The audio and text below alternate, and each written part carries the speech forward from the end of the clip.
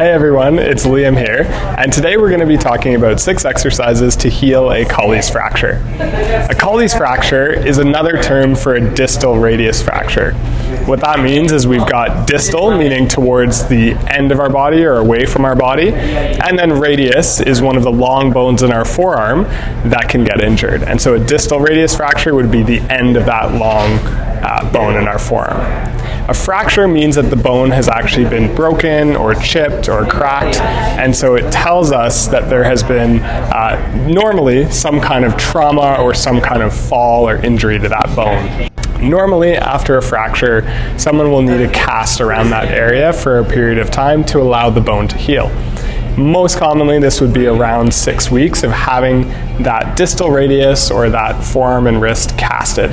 Once that cast comes off, it's important for us to start working on gaining the range of motion back and also gaining the strength back. The first exercise that we'll work on is wrist flexion and extension.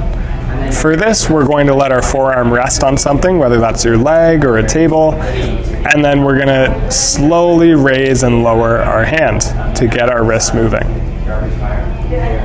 We can also work on wrist movements side to side, and that's known as radial deviation and ulnar deviation. And that just means we're turning towards the radius, that long bone in our forearm, or turning towards the ulna, another long bone in our forearm.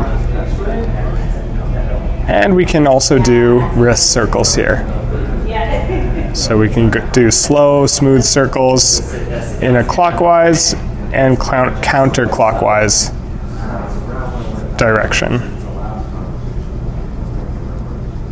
Next, we can start to build strength by doing a weighted extension with our wrist.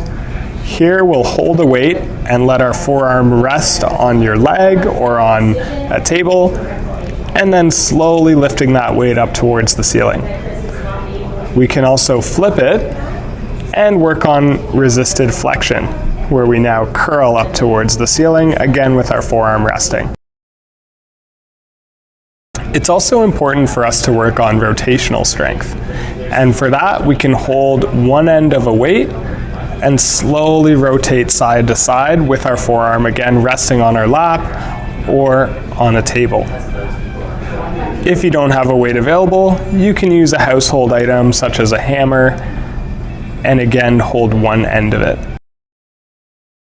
Another exercise we can do is use a rolled up towel or a stress ball to work on the grip strength of our wrist and hand.